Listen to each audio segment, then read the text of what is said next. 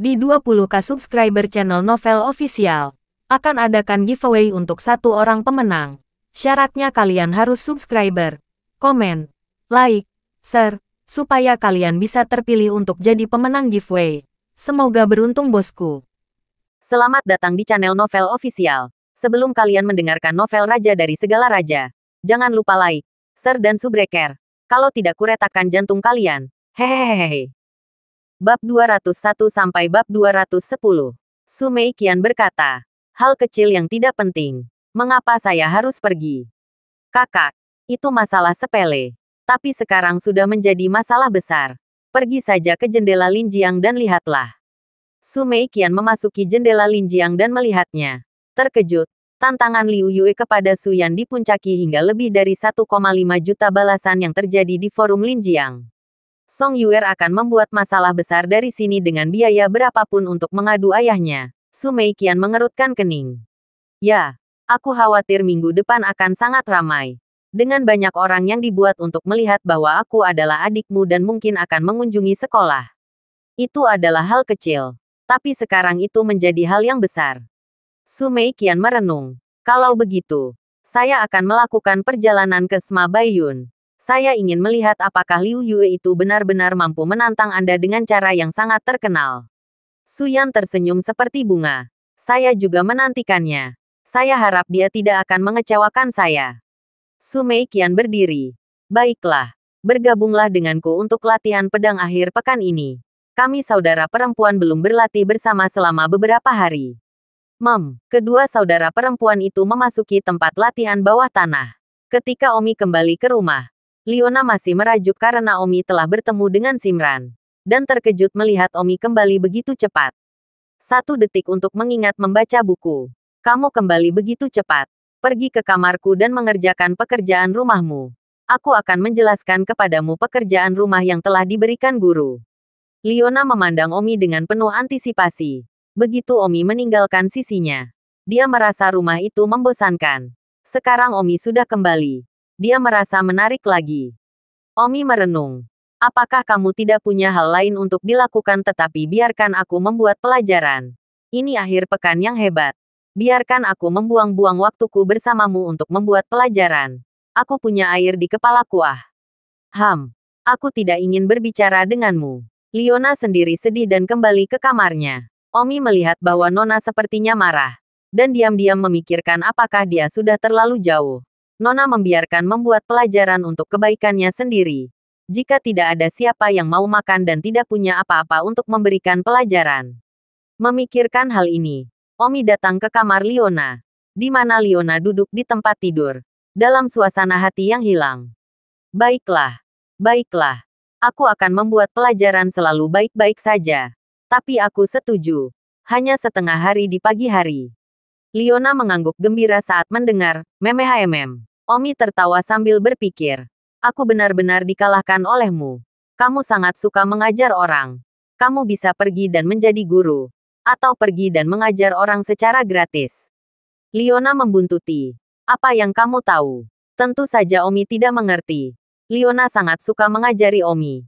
Itu hanya karena dia menyukai perasaan duduk bersama Omi. Perasaan ini membuatnya merasa sangat hangat dan manis. Tetapi beberapa orang, dia tidak mengerti hati wanita. Omi bosan seharian untuk merias kelas. Liona menceritakan apa yang Set X menyelesaikan masalah. Omi tidak mengerti sama sekali. Liona juga bilang, ini pengetahuan sekolah dasar. Akhirnya mendidih hingga tengah hari. Omi seolah dibebaskan dari sel penjara. Dengan bersemangat menarik keluar dari kamar Liona. Apakah begitu sulit untuk membuat pelajaran? Liona menyaksikan Omi melarikan diri seperti dibebaskan. Dengan senyum mengingat yang jelas membawa rasa belas kasihan yang kuat. Forum Sekolah Menengah Baiyun. Pos duel Liu Yue dan Su Yan. Memegang. Melanjutkan api. Saya mendengar bahwa itu sudah melampaui 100.000 balasan. Sayangnya, semua ini tidak ada hubungannya dengan Omi. Jadi baik Omi maupun Liona tidak tertarik untuk memperhatikan orang lain. Tentu saja. Di forum jendela Linjiang, postingan bernas oleh Song Yuer pergi ke atas. Seperti pos Wan David Reddas. Di rumah Song Yuer, dia sangat senang bahwa dia telah mengambil masalah dengan tangannya sendiri dan membuat percikan besar. Dan duel antara Liu Yue dan Su Yan minggu depan benar-benar ramai. Liu Yue, semuanya sudah siap. Yang kamu butuhkan hanyalah angin timur. Minggu depan terserah kamu. Dengan mengalahkan Su Yan di depan umum, popularitasmu akan benar-benar dibayangi oleh Omi. Song Yuer berkata kepada Liu Yue. Liu Yue dengan bersemangat berkata, Nona jangan khawatir. Yang termasuk ahli jenius SMA Baiyun. Itu hanya untuk siswa biasa. Itu tidak cukup di depan saya, pembunuh tingkat perunggu. Minggu depan, aku akan memastikan untuk meyakinkan terlihat baik. Kilau Omi di sekolah bukanlah apa-apa. Song Yuer sangat senang melihat pengawalnya terlihat sangat menjanjikan. Pada saat itu, Song Daitian bertanya, Yuer, kapan tepatnya kamu akan menghapus postingan itu? Hal-hal yang tidak ada teknisnya dengan Omi ini tidak lagi dibahas secara rinci. Sore harinya, Carlos datang menemui Omi. Omi terus melatih Carlos. Sementara Wei Ming, Omi sudah mengajarkannya semua gerakan teknik pedang Tongming. Mulai sekarang terserah dia untuk berlatih sendiri. Tidak perlu bagi Omi untuk mengawasi sepanjang waktu. Hanya untuk sesekali pergi dan melihat seberapa baik dia berlatih. Di rumah Liao Jiayuan, tangan Liao Jiayuan masih terbungkus lakban. Tentu saja dia dipukul oleh Omi. Liao Jiayuan sangat kesal ketika melihat bahwa Song Yuer juga berhasil menciptakan sensasi di sekolah. Sial, tidak ada harimau di pegunungan. Monyet memanggil raja. Saya belum muncul di sekolah selama seminggu. Saya khawatir para siswa sekolah menengah Baiyun telah melupakan saya. Pendekar pedang penyegel dewa. Dan sekarang bahkan seseorang seperti Song Yuer dapat membuat api di sekolah. Wu Shaoji berkata. Zhao Ritian dengan kejamnya pengawalan Song Yuer Liu Yue tempo hari. Zhao Ritian telah mendapatkan kembali sedikit popularitasnya sekarang. Tapi kamu, sejak kamu dipukul oleh Omi, sangat sedikit orang yang berbicaramu di sekolah lagi. Berpikir saat itu, kamu menyegel prajurit pedang dewa. Melupakan saja. Itu hanya air mata. Semakin Liao Jiayuan menyarankan, semakin marah dia. Ya, seperti pada awalnya. Dia Sealing God Sword Warrior ada di sekolah. Sangat glamor. Tetapi sekarang, hanya dalam waktu kurang dari seminggu, Sealing God Sword Warrior tampaknya telah menghilang. Wu Shaoji bertanya, Jiayuan, apa sebenarnya yang ayahmu pikirkan? Apakah kamu akan membiarkan Don Omi berjuang untuk apa-apa? Liao Jiayuan berkata, ayahku setidaknya adalah penguasa ketiga dari Aula Feng Yun. Bagaimana dia bisa beradaptasi ini? Hanya saja ayah saya adalah pria besar, yang terhormat di kota Linjiang. Dan Omi hanyalah pengawal bagi seorang pengusaha kecil. Bagaimana ayah saya membiarkan orang lain membungkuk jika dia mengambil tindakan sendiri? Jadi, ayahku memutuskan untuk mencarikanku pengawal. Apa? Pengawalmu? Kagen. Kau jenius yang terkenal. Kenapa kamu membutuhkan pengawal? Kamu lebih seperti pengawal untuk orang lain. Wu Shaoji terkejut. Ya. Ayahku telah memobilisasi koneksinya untuk menemukanku pengawal. Tentu saja, pengawal yang ayahku temukan untukku tidak akan pernah bisa lemah. Lagi pula, aku sendiri sangat kuat. Liao Jiayuan berkata dengan berani. Setelah memukul seperti ini, dia masih memiliki keberanian untuk mengatakan bahwa dia kuat. Tapi dia benar. Liao Buffalo memiliki koneksi di daerah ini dan bersedia mengeluarkan uang. Pengawal yang dia temukan untuk putranya. Saya khawatir mereka semua bisa bertarung di kota Linjiang. Sekolah, sama sekali tidak mungkin untuk dimasukkan ke dalam matanya. Wu Shaoji berkata dengan penuh semangat. Jiayuan, menantikannya. Kapan pengawal itu akan datang? Ayahku bilang paling lambat besok malam. Ah, bukankah itu? Misalnya, minggu depan untuk mulai bekerja. Apakah ayahmu mengungkapkan siapa nama penjaga itu? Hehe. Ayahku berkata bahwa dia ingin mengejutkanku dan tidak mengatakan apa-apa. Tapi cukup mudah untuk membersihkan tipe Omi. Liao Jiayuan berkata dengan percaya diri. Wu Shaoji pintar dan tersenyum. Jiayuan, jika pengawalmu benar-benar bisa tiba besok, maka aku punya ide. Iya. Apa? Liao Jiayuan sibuk melihat Wu Shaoji. Begitu cepat ada ide lagi. Tidak buruk untuk mentor militernya. Terakhir kali sekolah menengah Baiyun menggantung Omi. Adalah ide Wu Shaoji. Meskipun hasil itu, bukan untuk mengatakan. Wu Shaoji berkata. Jiayuan. Song Yuer itu. Bukankah Song Yuer membuat percikan besar di sekolah Senin depan? Liu Yue menantang Su Yan. Ya, aku tidak berpikir bahwa Song Yuer, jalang ini, memiliki beberapa keterampilan. Tetapi dia juga bisa membuat adegan itu begitu besar. Tampaknya lebih besar dari kali terakhir kita menggantung Omi. Hehe, Jia Yuan. Karena itu terjadi, mengapa kita tidak memanfaatkan Song Yuer? Setelah duel antara Liu Yue dan Su Yan minggu depan, Anda akan meminta pengawal Anda segera naik ke atas panggung, menantang Omi, dan mengalahkan Omi di depan umum sementara ada banyak orang kemudian. Dalam hal ini, wajah Anda hilang sebelumnya akan dibuat untuk. Hati Liao Jiayuan bergerak dan bertepuk tangan. Ya, Song Yuer telah membuat adegan begitu besar. Saya hanya akan memanfaatkan popularitas yang dia ciptakan dan meminta pengawal saya memukuli Omi untuk sementara waktu agar semua orang melihat. Itu ide bagus. Hahaha. Sao Jie, kamu benar-benar mentor militerku. Kamu datang dengan ide bagus. Hehehe. Wu Sao Jie mendengar pujian Liao Gayuan dan bangga. Liao Jiayuan melihat ke forum postingan panas Song Yuer itu, dan tersenyum bangga. Baru saja saya kesal karena seseorang seperti Song Yuer bisa begitu panas. Tetapi sekarang saya merasa bahwa saya harus berterima kasih padanya karena telah membantu saya membuat adegan sebesar itu. Minggu depan, aku akan menggantung Omi lagi. Omi, di rumah Liu Chenming. Omi sedang mengerjakan cara menyembuhkan Liona. Berbaring, di kamar Liona. Omi menyuruh Liona melepas pakaiannya dan berbaring telentang. Tapi tentu saja, tudung dan celana dalam tidak ada. Omi harus terus bereksperimen jika ingin merawat Liona. Hari ini Willow Chenming juga tidak ada di rumah. Pada Liona dan Omi dua orang di dalam ruangan. Awalnya Omi berpikir, membiarkan wanita itu sendirian di kamar untuk melepas pakaiannya seperti ini. Tentu tidak setuju. Tidak membayangkan kali ini wanita itu secara mengejutkan kooperatif. Omi begitu dia melamar. Dia bahkan tidak ingin menonton untuk lepas landas sampai hanya celana dalam dan tudung. Jadi Omi cukup terkejut. Omi memasukkan jarum di suatu tempat di punggung Liona sambil mengalihkan perhatian Liona dan tersenyum. Nona, saya pikir Anda harus membiarkan Meng Wenqi datang untuk menemani Anda lagi hari ini. Mengapa Anda begitu kooperatif kali ini? Liona meninggalkan mulutnya dan tidak mengatakan apa-apa. Wajahnya sedikit merah. Jika dia tahu bahwa Omi akan merawatnya hari ini, dia tidak akan mengenakan celana dalam berbunga-bunga seperti itu setelah mandi tadi malam.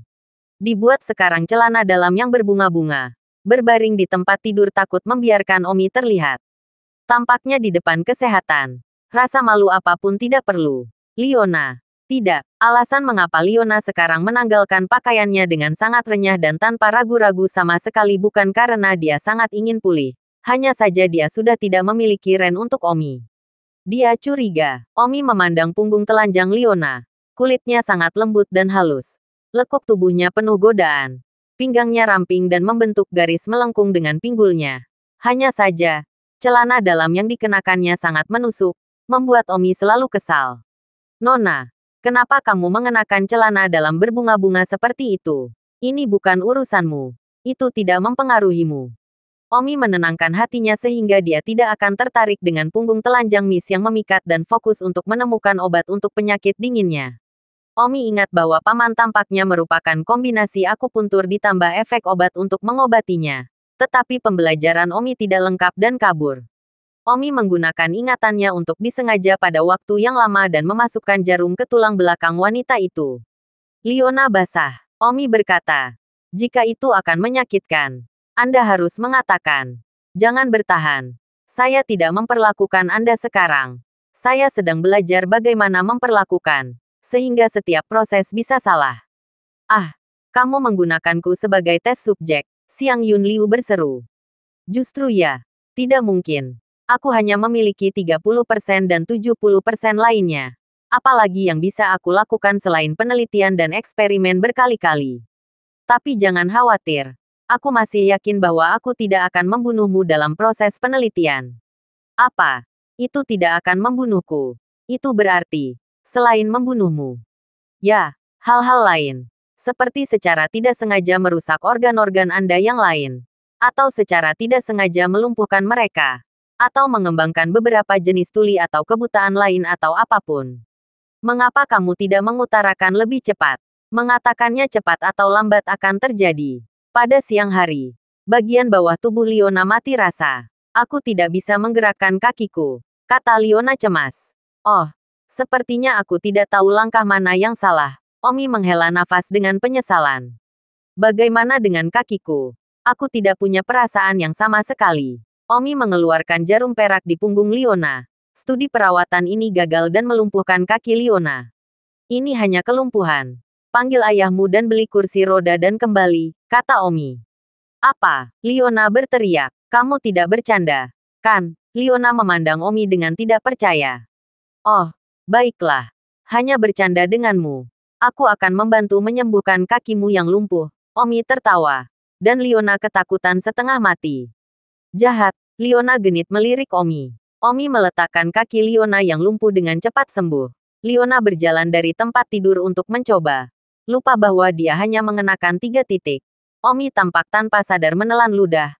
Liona bereaksi dan segera mengambil pakaian untuk menutupi dirinya sendiri. Oh, Nona. Aku akan keluar dulu kalau begitu.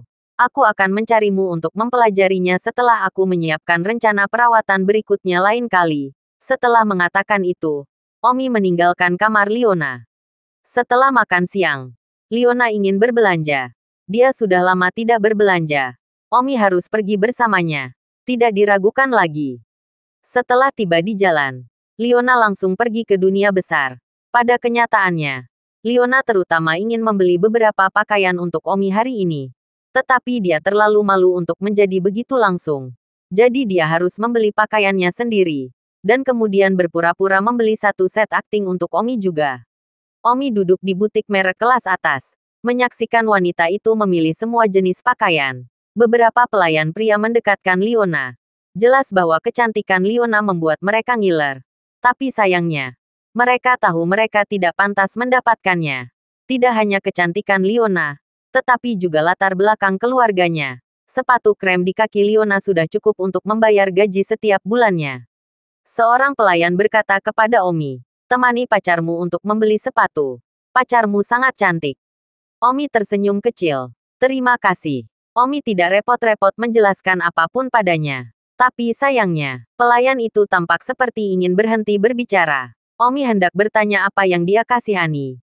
Ketika teleponnya berbunyi dan Omi berjalan keluar dari toko untuk menjawabnya. Simran. Ada apa? Omi mengangkat. Orang yang ditemukan adalah Simran. Simran bertanya. Hari ini akhir pekan. Apa yang kamu lakukan? Nada suara Simran lembut dan nyaman untuk didengar Omi. Dia sudah lama tidak mendekati Omi. Katakan saja apa yang harus kamu katakan. Omi terkekeh ringan. Jarang sekali aku bebas sore ini. Jadi jika kamu bebas juga, keluarlah untuk berjalan-jalan.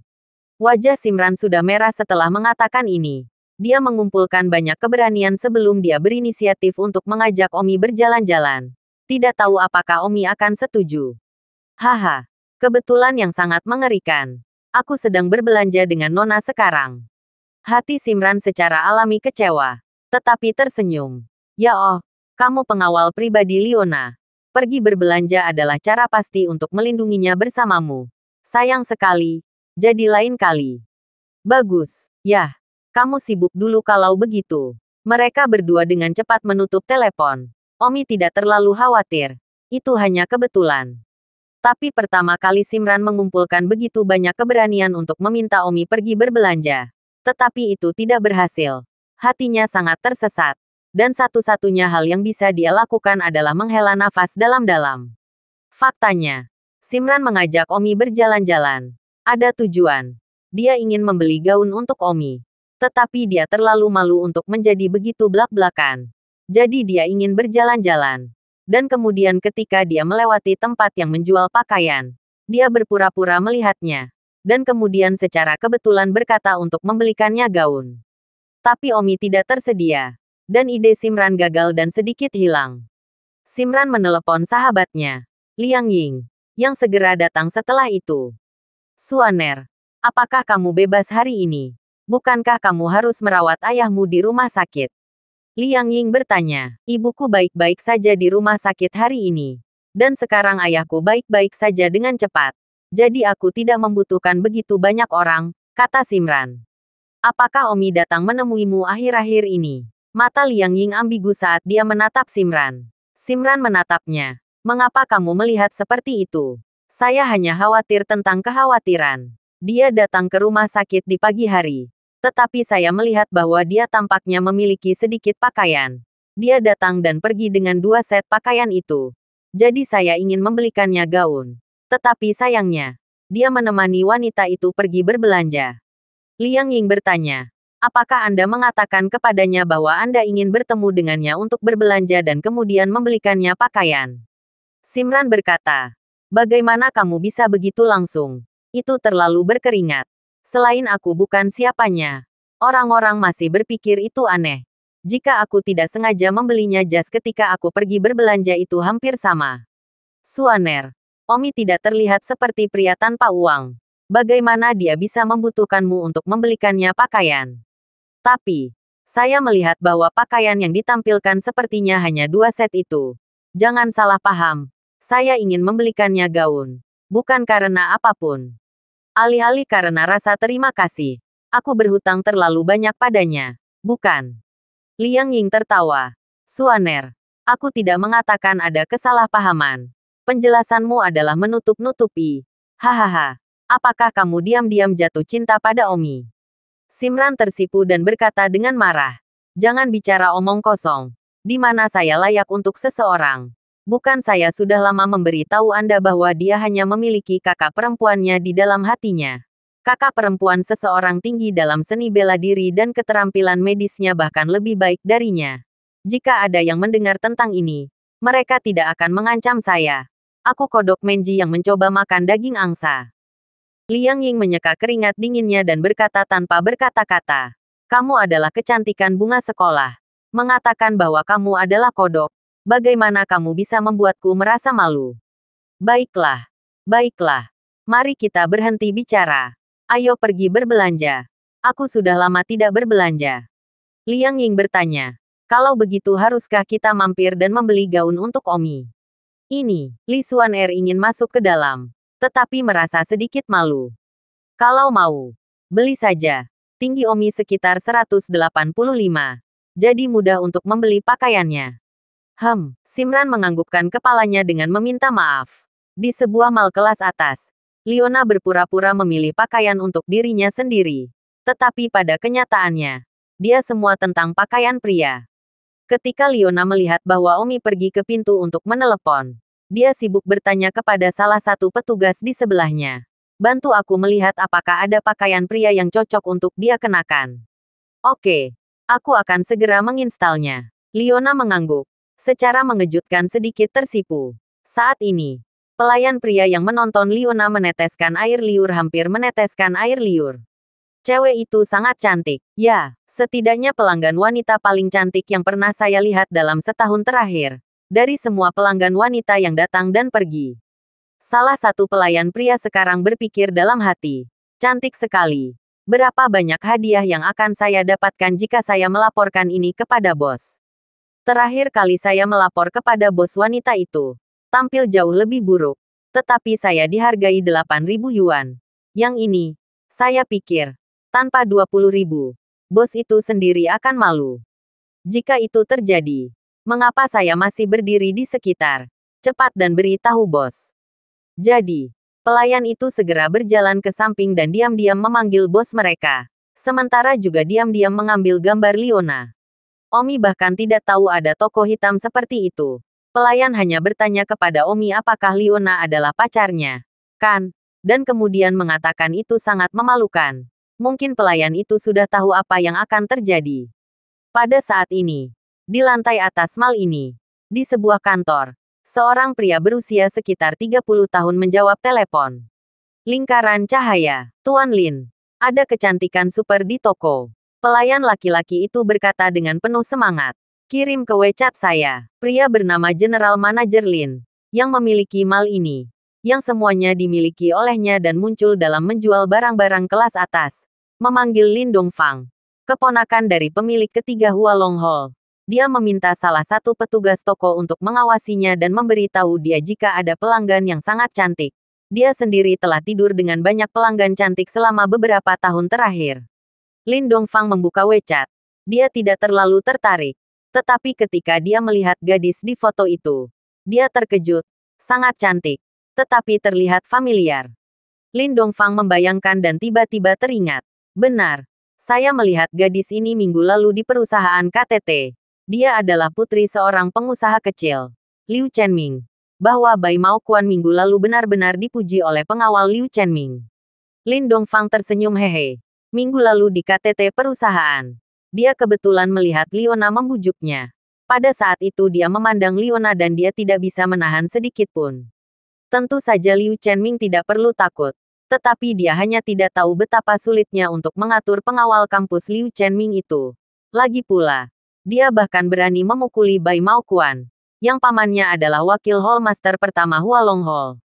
Tentu saja, di matanya wakil Master Aula pertama bukanlah apa-apa.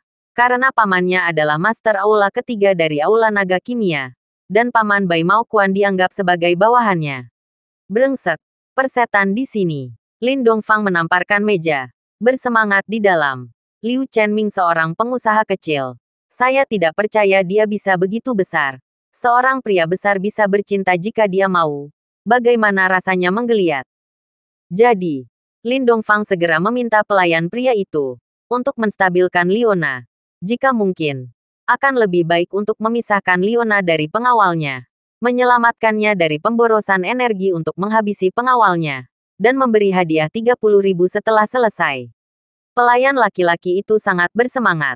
Setelah Omi menyelesaikan panggilan teleponnya dengan Simran, dia masuk ke toko, di mana Liona masih memilih pakaian.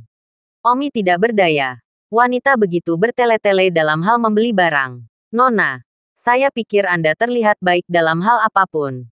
Jadi mengapa mencoba terus dan terus, kata Omi. Apa yang kamu tahu? Jangan datang ke sini. Kamu pergi duduk di sana dan tunggu aku, Liona berkata. Karena Liona ingin membeli pengaturan pakaian untuk Omi. Diam-diam memilih pakaian pria. Tetapi dia terlalu malu untuk diberitahu oleh Omi bahwa dia sangat ekosistem untuk memilihnya untuk Omi. Jadi dia ingin Omi duduk di sana di dekat pintu. Dan kemudian mengatakan bahwa dia membekukan secara acak. Aku tidak peduli. Kamu bisa menghabiskan selama yang kamu suka, kata Omi. Kembali duduk di kursi di pintu masuk toko. Seorang pelayan laki-laki memandang Omi dan meninggalkan mulutnya. Saya pikir itu adalah pacar kecantikan ini. Saya tidak berharap itu adalah pengawal seseorang. Rapi, identitasnya tidak jauh dari saya. Pelayan pria ini berjalan ke arah Liona dan bertanya sambil tersenyum. Nona, pakaian apa yang Anda pilih? Bisa dibantu. Jika kami tidak memiliki yang cocok di sini. Ada banyak barang baru yang masuk di gudang kami untuk Anda periksa juga. 1 detik untuk mengingat membaca buku. Layanan pria ini mulai bertindak. Senyum khas itu terlihat seperti layanan yang sangat baik. Liona mengamati pelayan pria ini, melihat bahwa tingginya hampir sama dengan Omi, dan berkata, saya ingin membeli pakaian untuk teman sekelas saya. Anda memiliki badan tinggi yang sama dengannya. Dapatkah Anda membantu saya memilih set terbaik? Tentu saja saya bisa. Tetapi merek yang dijual di toko ini terutama untuk pakaian wanita. Anda mungkin juga ikut dengan saya ke toko merek di seberang jalan untuk memilih satu. Ada lebih banyak pakaian pria di sana. Seluruh mal ini, sebagian besar toko dimiliki oleh bos kami.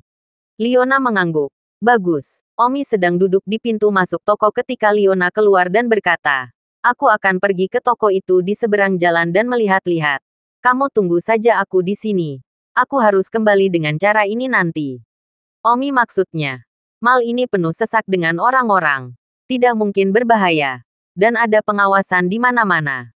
Bagus. Omi mengangguk berpikir bahwa Liona ingin membeli beberapa produk feminin. Seperti pakaian dalam atau semacamnya. Dan tidak nyaman untuk diikuti. Salah satu pelayan di toko menghela nafas. Merasa menyesal. Tetapi dia tidak berani menyuarakannya. Sebagai pelayan veteran yang telah berada di sini selama beberapa tahun. Dia secara alami mengetahui sesuatu tentang hal itu. Bukan karena dia tidak memiliki rasa keadilan. Itu karena dia tidak berani. Ada seorang pelayan yang biasa memperingatkan pelanggan. Dan kemudian pelayan itu dijebak karena menggelapkan properti toko. Dan dituntut oleh pemiliknya. dijatuhi hukuman 5 tahun, dan masih di penjara. Liona datang ke butik merek di seberang jalan, menemukan bahwa tidak ada seperti yang dikatakan pelayan. Merek ini menyimpan pakaian pria lebih banyak. Sama seperti toko itu, pakaian wanita jauh lebih banyak daripada pakaian pria. Tidakkah kamu mengatakan merek ini memiliki lebih banyak pakaian untuk pria? Mengapa aku merasa tidak? Liona bertanya kepada pelayan yang membawanya. Nona, pakaian ini adalah merek mewah. Set pakaian apapun akan berharga puluhan ribu dolar. Ada lebih banyak konsumen wanita pada umumnya, sehingga toko-toko memasang lebih banyak pakaian wanita. Jika Anda ingin memilih pakaian pria, yang terbaik adalah pergi ke bagian belakang gudang. Ke gudang Anda dapat meluangkan waktu untuk memilih. Anda selalu dapat memilih apa yang Anda suka. Jika saya pikir sosok saya mirip dengan teman sekelas Anda, saya juga dapat melayani Anda sebanyak yang saya inginkan. Jadi silakan ikut dengan saya, Nona. Oh, di belakang toko tempat Liona mengikuti pelayan pria, ada gudang sekitar 50 meter persegi. Dan memang ada banyak pakaian di gudang. Namun, tepat setelah Liona memasuki gudang, tiba-tiba, pelayan pria itu menutup pintu gudang. Apa yang kamu lakukan? Liona melihat pelayan laki-laki menutup pintu dan segera bertanya dengan gugup. Dia ceroboh. Tetapi dia merasa sulit untuk percaya bahwa seorang pelayan di toko yang menjual pakaian kelas atas seperti itu akan berani begitu berani. Hehe, Nona. Jangan salahkan aku. Aku hanya mengikuti perintah. Pelayan laki-laki itu berkata. Aku akan keluar. Liona sibuk berjalan menuju pintu. Namun, pelayan pria itu menghalangi pintu. Maaf, kamu belum bisa pergi. Jika kamu tidak membiarkanku keluar, aku akan memanggil polisi. Liona mengancam. Maaf, saya tidak bisa membiarkan Anda keluar. Kami baru saja memiliki beberapa properti yang dicuri dari toko kami dan kami menduga Anda terlibat. Pelayan laki-laki percaya pada cerita dan mantap Liona pertama. Kamulah yang mencuri. Apa yang kamu inginkan? Anda akan tahu kapan saatnya tiba. Liona sangat marah sehingga dia mengeluarkan ponselnya untuk memanggil Omi untuk datang dan memperbaiki. Belum pernah melihat pelayan yang begitu berani sebelumnya. Namun, pelayan laki-laki itu merampas ponsel Liona dalam waktu singkat. Kamu, kembalikan ponselku. Maaf, Nona, pelayan laki-laki itu berkata. Liona memiliki firasat buruk tentang hal ini. Nona, saya pikir Anda sebaiknya memilih pakaian Anda dulu. Jangan khawatir. Saya tidak akan menyentuh Anda.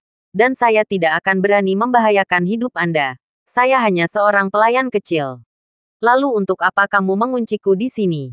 Kami memiliki beberapa barang yang dicuri dari toko dan menduga Anda terlibat. Hanya perlu kerja sama Anda. Kamu sengaja melakukannya. Oh, ponsel pelayan pria berdering. Dan itu adalah bosnya. Lingkaran cahaya. Di mana pria itu? Bos bertanya. Di gudang toko B8. Tak lama setelah itu, seorang pria berusia sekitar 30 tahun dengan perut buncit memasuki gudang. Pelayan laki-laki memanggil pria itu, Bos. Kemudian, pelayan laki-laki berjalan keluar dari gudang dalam keadaan sadar dan mengunci pintu gudang dengan kunci besar di luar. Liona waspada terhadap pria berperut besar itu. Siapa kamu dan apa yang kamu inginkan? Liona bertanya-tanya dengan ketakutan. Tubuhnya mundur. Pria perut besar itu memandang Liona dan tersenyum heheli. Cantik, sangat cantik. Siapa kamu? Shannon Liu telah menyusut ke sudut. Kamu adalah Putri Willow Morning Glory, bukan? Kamu tahu ayahku. Xiang Yun Liu terkejut. Minggu lalu adalah KTT perusahaan. Saya melihat Anda. Anda menarik pengawal Anda itu. Saya hanya kagum ketika saya melihat Anda. Anda sangat cantik. Saya bertanya-tanya apakah saya memiliki kehidupan untuk membiarkan Anda menikmati selangkangan saya. Saya tidak berpikir itu akan menjadi kebetulan bahwa saya kebetulan bertemu Anda di sini hari ini. Jadi saya tidak bisa terhenti. Kamu tahu ayahku. Dan kamu masih berani melakukan apa saja padaku. Liona berkata mengancam. Wajahnya pucat. Namun The Big Belly Man tertawa. Ayahmu. Liu Chenming. Hal kecil. Aku bisa membuatnya ragu. Gadis kecil, kamu terlalu naif. Ini adalah mal. Ada orang di luar. Jika Anda melakukan sesuatu kepada saya, Anda pasti akan mendapatkan imbalan Anda. Oh, penyelesaian. Penyelesaian seperti apa? Pria dengan perut buncit bertanya. Aku tidak percaya Rangan. Beraninya kamu melihat hukum seperti itu. Apakah ditanamkan ini pertama kali aku melakukan hal seperti ini? Adik perempuan. Hahaha. Bocah konyol. Aku tidak tahu berapa banyak gadis cantik yang pernah aku tiduri selama bertahun-tahun. Tentu saja. Aku harus mengakui bahwa kamu adalah gadis tercantik yang pernah tidur denganku selama bertahun-tahun. Tidak ada bar. Liona mencengkeram kerahnya dengan erat. Adik perempuan. Jangan gugup. Aku akan. Tapi tentu saja. Aku menyarankanmu untuk tidak melawan juga. Karena jika kamu melakukannya, sesuatu bisa dengan mudah terjadi padamu. Seperti orang mati. Anda mungkin berpikir bahwa saya tidak akan berani. Bahwa polisi akan menangkap saya dan menghukum saya sampai mati. Kamu benar-benar salah. Pertama-tama, aku memakai topeng kulit manusia. Dan manusia juga pelayan. Yang sebenarnya bukan pelayan mendekat. Keduanya mengenakan topeng kulit manusia. Jadi, sebaiknya lembut kau tidak melawan. Bahkan jika aku membunuhmu dan menyembunyikan topeng kulit manusia di wajahku, apa yang bisa dilakukan polisi? Lebih baik menolak daripada belajar menikmati. Pria perut besar itu tersenyum heheli. Pada kenyataannya, perut besar di tubuhnya juga menyamar. Jika tidak, dia tidak akan berani memanggil hukum secara terbuka. Di luar toko mal, Omi masih duduk di sana. Dan tidak beberapa menit sebelum Liona meninggalkan toko ini. Omi mengamati pelayan itu dan tiba-tiba teringat bahwa sebelum Simran menelepon, dia mengatakan sesuatu yang kasihan. Omi kemudian bertanya, "Halo, apa yang baru saja kamu katakan kasihan?" Tidak ada. Pelayan itu berbalik dan berjalan pergi. Pada saat itu, panggilan datang dari Willow Chenming. "Halo, Paman Willow, Omi. Kamu tidak ada di rumah," kata Willow Chenming. "Tidak. Kami sudah pergi berbelanja." "Oh, sudah kubilang kenapa kalian tidak ada di rumah. Aku tidak melakukan apa-apa di kantor hari ini jadi aku kembali dulu. Kalau begitu aku akan memindahkan Nona. Dan memindahkannya kembali juga." Willow Chen tersenyum. "Tidak. Kalian bisa bermain.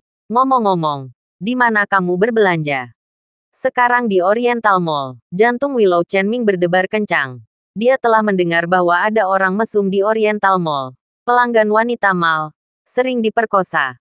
Mungkin terkait dengan pemiliknya, Lin Dongfang. Tetapi polisi tidak dapat menangkap bukti. "Ada apa, Paman Willow?" Omi melihat bahwa Willow Chenming sedang memikirkan sesuatu seperti itu. Jadi dia bertanya. "Bukan apa-apa. Aku hanya tidak terlalu menyukai Oriental Mall." Willow Chenming menjelaskan dengan santai. Tetapi Omi terkejut.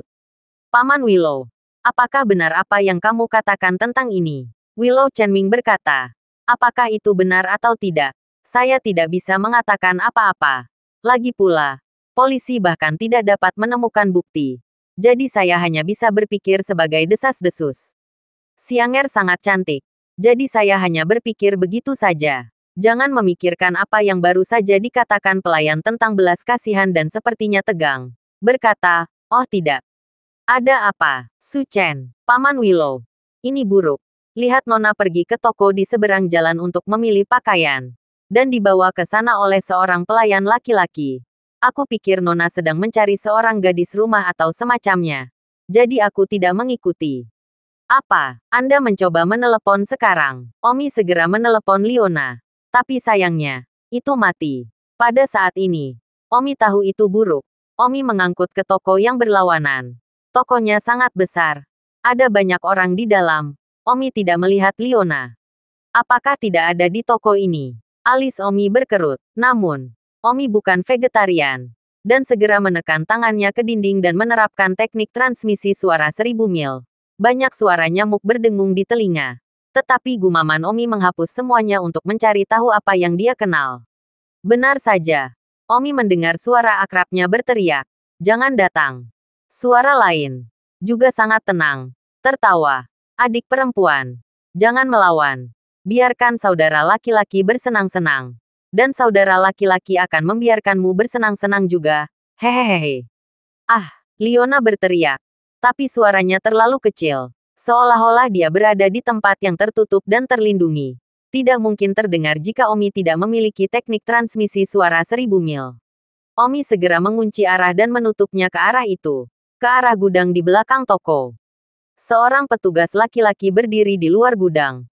Tampaknya selalu waspada terhadap sesuatu, sambil juga berpura-pura menyelesaikan masalah. Tuan, ini gudang. Tolong jangan masuk. Pelayan laki-laki itu melihat seseorang datang. Sebelum melihat wajah orang itu, dia mengulurkan tangannya untuk menghentikan. Tetapi begitu dia berhenti, dia terkejut menemukan bahwa itu adalah Omi. Itu adalah pelayan yang sama yang baru saja membawa Liona ke sini. Dan Omi terbakar, menjambak rambutnya dan melemparkannya keluar toko. Wow, seluruh tubuh pelayan pria itu menabrak kaca temperet dan terbang keluar. Dan saya khawatir sisa tubuhnya harus menghabiskan sisa hidupnya di kursi roda. Omi tidak akan pernah lunak pada orang-orang seperti itu. Bang, Omi mengangkat kakinya dan menendang pintu gudang terbuka. Hanya untuk melihat bahwa di dalam gudang, seorang pria perut besar melepas pakaiannya. Dan itu telah dilucuti ke mengungkapkan pakaian dalam terakhir. Dan Liona bersembunyi di sudut dengan kepala di tangannya. Tidak berani melihat dan berteriak pada saat yang sama. Pria perut besar itu melihat pintu gudang ditendang terbuka dan terkejut. Dan pada pandangan pertama, itu adalah penjaga kampus Liu Chenming.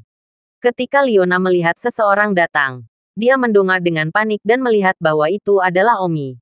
Dan segera menerkamnya dengan air mata berlinang. Terisak-isak di pelukan Omi. Omi mengamati pria di depannya dan terbakar. Jadi desas-desus yang dikatakan Paman Liu benar. Tidak ada yang pernah menangkap bukti sebelumnya. Dan kali ini Omi telah menangkap adegan itu. Omi berkata kepada Liona, "Nona, kamu pergi keluar dulu." Liona segera berlari keluar dari gudang. Omi membanting pintu gudang hingga tertutup dan keduanya berdiri di gudang. Pria perut besar itu berkata dengan marah, "Siapa yang membiarkanmu masuk? Kamu bahkan berani menyentuh nonaku. Aku akan memaafkannya," kata Omi dengan keras. Big Belly Man merenung. Penjaga kampus kecil. Kamu benar-benar menganggap dirimu sendiri. Kamu serius merusak keberuntunganku. Aku akan memaafkannya selama sisa hidupmu. Big Belly Man berkata dengan suara berapi-api. Hampir akan mendapatkan tangannya.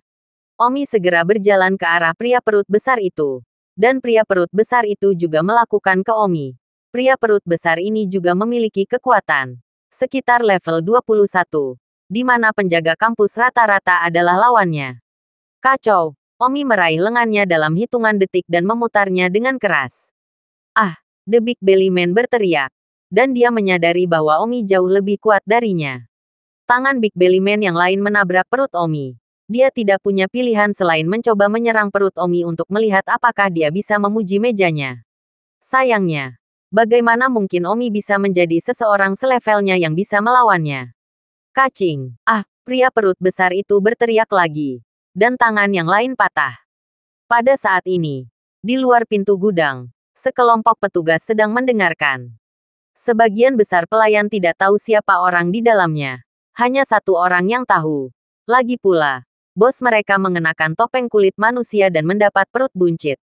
Pelayan yang mengenal pria di dalam adalah bosnya merasa ngeri dan bertanya-tanya apakah bos yang telah berdetak dengan sangat buruk atau orang asing itu. Pria dengan perut besar itu memiliki dua lengan yang digantung di bawah. "Bang, jangan menembak dan terbang ke dinding dan memantul ke lantai. Ada pakaian di mana-mana dan itu tidak sakit." "Berhenti." Pria perut besar itu melihat bahwa Omi masih ingin datang dan berteriak panik. "Apakah kamu tahu siapa aku?" Pria perut besar mengancam. "Bahkan jika kamu adalah Raja Surga, kamu tidak berguna." Omi berjalan, meraih telinga pria perut besar itu dan menyeretnya keluar. Omi ke wajah asli orang mesum ini yang diam-diam memperkosa pelanggan wanita cantik. Satu tangan mencengkeram telinga pria perut besar itu. Tangan lainnya untuk membuka pintu gudang. Hanya untuk melihat sekelompok pelayan di luar lay di telinga mereka untuk menguping gerakan di dalam. Dan sekarang melihat Omi membuka pintu. Telah mengejutkan. "Apa yang kamu lihat?" Omi berteriak. Omi tidak memiliki kasih sayang untuk salah satu petugas ini. Beberapa dari mereka pasti tahu tentang hal semacam ini tetapi tidak mendengar apa-apa. "Lepaskan!" Pria berperut besar itu berteriak. Dia hanya mengenakan pakaian dalamnya. Terlalu melingkar untuk diseret oleh Omi oleh telinga. Kedua lengan juga patah dari pertarungan. Tidak dapat bertarung sama sekali. Omi membentangkan koridor di luar mal. Mal ini adalah struktur melingkar dengan total 6 lantai. Koridor berputar-putar di sekitar semua toko. dengan lubang di tengah dan skylight transparan besar di bagian atas, seperti teras. Omi menarik pria perut besar itu ke koridor, langsung menarik perhatian. Omi melihat skylight berongga. Itu adalah lunas baja besar yang terangkat. Omi memasukkan 2 jari ke lubang hidung Big Belly Man, lalu melompat. Tubuh Omi terbang. Omi menginjak setiap lantai koridor, lurus ke atas skylight, dan Big Belly Man secara alami diangkat oleh lubang hidung Omi. Omi melepas ikat pinggangnya dan menekuk kaki Big Belly Man, tergantung di jeruji baja gudang skylight. Koridor di setiap lantai mal di bawah penuh sesak dengan orang-orang yang melihat atap berongga. Banyak dari mereka bahkan mengeluarkan ponsel mereka untuk berfoto. Singkatnya, seluruh mal ramai. Teman-teman, apakah kamu ingin tahu siapa orang ini? Semua orang memandang Omi saat dia berteriak keras. Dia mal ini. Si cabul legendaris yang meluncur ke memangsa pelanggan wanita cantik. Dan aku menangkapnya dengan tangan merah hari ini. Wow, semua orang berteriak kaget. Itu cabul. Teman-teman, apakah kamu ingin tahu siapa orang mesum ini? Dia memakai topeng kulit manusia. Aku akan melepas topeng kulit manusianya sekarang sehingga kamu bisa melihatnya. Wajah aslinya. Setelah mengatakan itu, Don Zimmer meletakkan tangannya di wajah pria perut itu dan merobeknya. Ah, The Big Belly Man berteriak saat topeng kulit manusianya robek. Sial. Itu pemilik terbesar mal ini. Lin Dongfang. Ya Tuhan. Ini benar-benar bos Lin. Tidak mungkin. Kan, ketika kerumunan melihat wajah Lin Dongfang, mereka tidak percaya. Hahaha. Hahaha. Pada saat itu, Lin Dongfang tertawa. Ya, dia tertawa. Dia telah mengungkap apa yang sebenarnya dia lakukan. Jadi dia tidak perlu takut. Lin Dongfang memandang Omi dan berkata, "Nak, kamu dalam kekacauan besar." Omi dengan dingin memamerkan, "Kamulah yang berantakan. Nak, sekarang kamu telah merobek topengmu. Kamu harus tahu siapa aku. Aku Lin Dongfang." Bang, Omi meninju perut Lin Timur dan berkata dengan jijik, "Menurutmu apa kamu Lin Timur? Kamu bisa menakutiku." Para penonton terkejut. Sebelum beberapa dari mereka berteriak untuk membunuh orang mesum. Tetapi sekarang mereka melihat bahwa itu adalah Lin Dongfang. Tiba-tiba tidak ada yang berteriak. Banyak orang tahu siapa Lin Dongfang. Keponakan dari Master Hall ketiga dari Dragon Hall. Pada saat itu, Liu Chenming tiba. Dan begitu dia memasuki mal, dia melihat bagian atas berongga. Seorang pria tergantung di sana tinggi-tinggi. Sementara Omi berdiri di rak baja di sebelahnya. Hal pertama yang perlu Anda lakukan adalah melihat orang yang bergantung di langit-langit. Dan Anda akan terkejut melihat bahwa itu adalah Lin Dongfang. Pada saat ini, Omi meninju lagi. Lin Dongfang menyiarkan darah. Liu Chenming sibuk berteriak. "Omi, berhenti berkelahi. Serahkan pada polisi." Omi melihat ke bawah. Liu Chenming berdiri di pintu masuk lantai pertama. "Paman Liu, jangan khawatir. Saya secara alami akan menyerahkannya kepada polisi. Hanya saja sebelum saya menyerahkannya ke polisi, saya harus menyampaikannya terlebih dahulu. Cabul semacam ini, yang hampir mencemarkan Liona, tidak bisa dianggap enteng. Omi memiliki hal yang paling penting untuk dilakukan. Bagaimana dia bisa segera menyerahkannya kepada polisi? Hal pertama yang perlu Anda lakukan adalah melihat tambahan terbaru dalam daftar."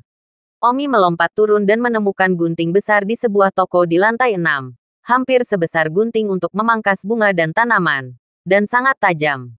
Kemudian terbang lagi. Apa yang akan dia lakukan? Bukan. Tidak mungkin. Untuk memotong Lin Dongfang. Ya, Omi tanpa ampun dengan cabul ini. Dan jika dia tidak mengkliknya, dia masih akan mencambuk wanita lain. Liu Chenming ketakutan. "Omi, apa yang kamu lakukan?" Willow Chenming berteriak. "Paman Willow, biarkan saja. Ini, jika aku tidak datang tepat waktu sekarang, Nona akan dicemar olehnya." Willow Chenming berkeringat dingin. Tetapi dia marah. Tetapi dia masih punya akal sehat. Dan dia tahu untuk tidak melakukan apapun yang mengklik darah kehidupan seseorang di depan umum. "Omi, jangan impulsif. Serahkan pada polisi. Ada begitu banyak saksi sekarang. Dia tidak bisa lepas dari hukum," Liu Chenming menyarankan. Omi bertanya. Setelah menyerahkannya ke polisi, apakah polisi akan mengkliknya? Bagaimana jika dia akhirnya dikurung selama beberapa bulan atau tahun? Dan dia terus mencambuk wanita. Willow Chenming terkejut dan gelisah. Tidak. Omi bertanya-tanya. Jika saya tidak mau, lalu untuk apa saya memberikannya kepada polisi? Setelah mengatakan itu, Omi mengambil gunting besar dan berjalan di sepanjang balok baja menuju Lin Dongfang yang tergantung di tengah. Ketika Lin Dongfang melihat gunting besar yang bersinar di tangan Omi, dia berteriak ketakutan. Apa yang kamu inginkan? Omi mengklik guntingnya dan memberi isyarat 2 kali. Bersenandung, sadar, menarikmu. Kamu. Tubuh Lin Dongfang bergetar. Dan pertanyaan tahu Omi membuatnya takut. Koridor dari lantai pertama hingga lantai 6 penuh sesak dengan orang-orang. Semua menatap Omi dengan kaget dan berpikir, apakah orang ini benar-benar berani memotong darah kehidupan Lin Dongfang di depan umum? Jangan menakutiku. Oke, penonton ngeri. Tapi rasanya menakutkan dan menarik untuk ditonton saat ini. Willow Chen berteriak. Omi, benar-benar jangan impulsif ah. Tidak perlu membuat dirimu melanggar hukum untuk Lin Dongfang. Kamu tidak bisa memotongnya seperti itu. Persetan dengan jalur hukum. Saya hanya tahu bahwa orang ini telah mencemarkan sejumlah pelanggan cantik yang tidak diketahui. Jika Anda tidak memotongnya, dia akan keluar untuk menyakiti orang lagi di masa depan. Hanya satu dan selesai. Memotongnya untuk melihat bagaimana dia masih akan keluar untuk melakukan kejahatan. Willow Chenming menggigil. Omi, kamu cepat turun. Polisi sudah dalam perjalanan ke sini. Kamu awalnya menangkap tersangka dengan pantas. Jika kamu memotong, kamu tidak hanya tidak memiliki jasa, tetapi kamu juga melanggar hukum sendiri. Sedetik untuk diingat untuk membaca buku. Omi bingung. Untuk apa yang saya inginkan kredit itu? Lin Dongfang berseru. Bajingan. Tidakkah kamu berani memotongku mencoba? Pamanku adalah Lin Explosion Sky. Kamu tidak ingin berkeliaran kan? Lin Dongfang benar-benar takut saat ini Omi akan memotongnya. Dia tidak takut ditangkap oleh polisi. Dan jika dia ditangkap, dia akan dikurung paling banyak. Dan dia akan keluar setelah 1,5 tahun berjalan-jalan. Tetapi jika dia benar-benar dipotong, itu akan hilang seumur hidup ah. Jadi dia harus takut. Omi mendengus. Anda mengancam saya. Jangan buang energi Anda. Siapakah Lin Explosion Sky? Belum pernah mendengarnya. Pada saat itu, di salah satu villa, seorang pria parubaya menerima telepon. Ini buruk. Sesuatu terjadi. Dongfang dia digantung di mal. Dia tertangkap di depan umum karena memperkosa pelanggan wanita cantik. Orang yang menangkapnya adalah pengawal kampus Omi dari Willow Chenming. Sepertinya Dongfang dia kebetulan ingin memukul putri Willow Chenming.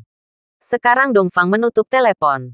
Anak itu mengambil potongan dan mengancam akan memotong kehidupan Dongfang di depan umum. Pria itu menjadi pucat dan berseru. Dia berani. Saudara, ini bukan pertanyaan apakah dia berani atau tidak sekarang. Jika tangan anak ini benar-benar bergetar, itu masalah bagi seluruh hidup Dongfang. Demikian pula, saat ini, di jalan tidak jauh dari mal, Su Meiqian memimpin polisi ke tempat kejadian dengan kecepatan tinggi. Seseorang sudah menelepon polisi. Pada saat ini, Su Meiqian menerima telepon. Halo, siapa itu? Ini aku. Lin Explosive Tian. Kapten Su. Kamu dengan cepat mengatakan bahwa namanya Omi, untuk meletakkan gunting. Su Meiqian terengah-engah. Lin Exploding Tian. Keponakanmu sekarang tertangkap dengan barang curian. Dan kamu masih berani melindunginya. Kapten Su. Bukan karena aku melindunginya sekarang. Omi yang ingin memotong darah kehidupan Lin Dongfang di depan umum. Bahkan jika Lin Dongfang bersalah atas penipuan, hukum tidak memiliki hak untuk memotong darahnya. Lin meledak dengan marah. Su Meiqian terkejut. Omi akan memotong barang-barang Lin Dongfang di depan umum. Dia tidak tahu tentang ini. Seseorang baru saja menelepon polisi dan mengatakan bahwa Putri Liu Chenming hampir diperkosa. Tetapi diselamatkan oleh pengawalnya. Cepat, percepat, ya, tim Su. Su Meiqian juga mengetahui masalah besar ini. Polisi secara alami akan menangani kejahatan Lin Dongfang. Tetapi bukan hukuman mati tanpa pengadilan Omi. Di tempat kejadian, Omi mengambil gunting dan siap untuk mulai menggerakkan pisau. Ah, banyak penonton wanita di tempat kejadian. Bahkan belum mulai memotong. Berteriak. Bahkan penonton pria juga menutupi pantat mereka. Merasakan sakit telur. Tubuh Lin Dongfang hanya mengenakan celana dalam.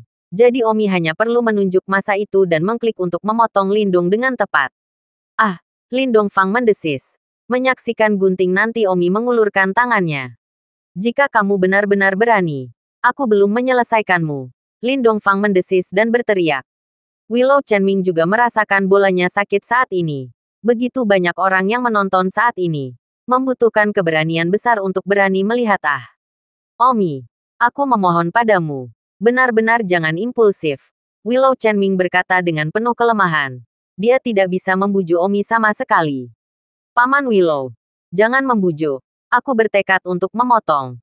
Tidak ada yang bisa membujukku. Benda ini, momok begitu banyak wanita. Benar-benar tidak bisa menahan menyita alat itu. Setelah mengatakan itu, Omi memisahkan gunting. Omi hanya membutuhkan kekuatan. Akan memberikan bersama untuk memotong. Lin Dongfang mendesis dan menangis. Jangan, Lin Dongfang merobek langit dan berteriak.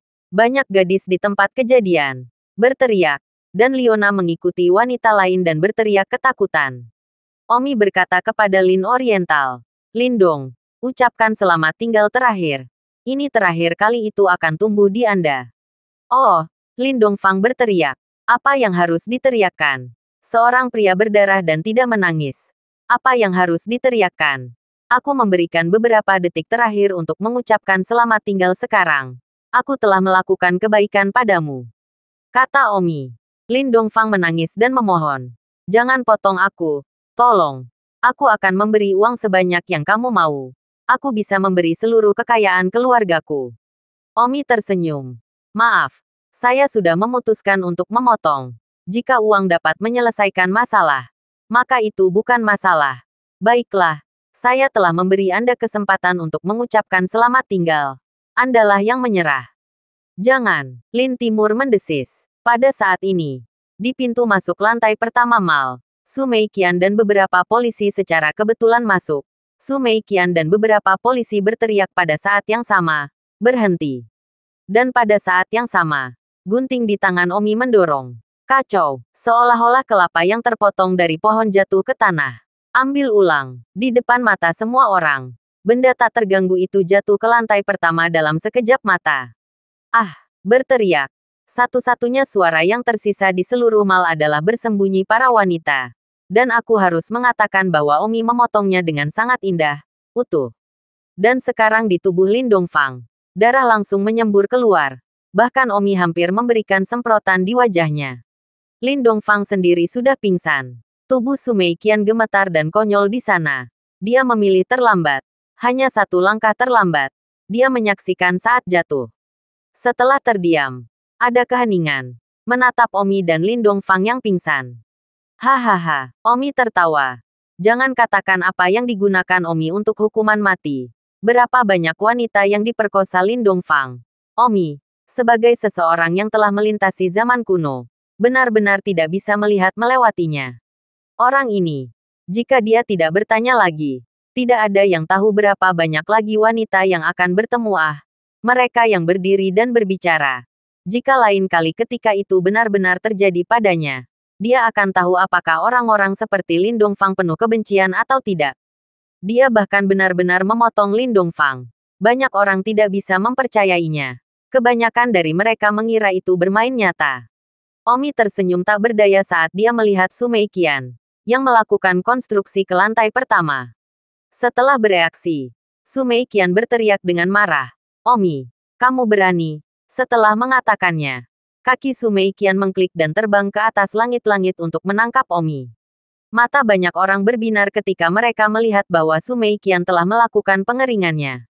Omi tidak melawan dan mengulurkan tangan agar Su Meiqian memborgolnya. Hanya saja Omi benar-benar takut secara tidak sengaja mematahkan borgol. Lagi pula, bagi Omi, borgolnya sama rapuhnya dengan macet kertas.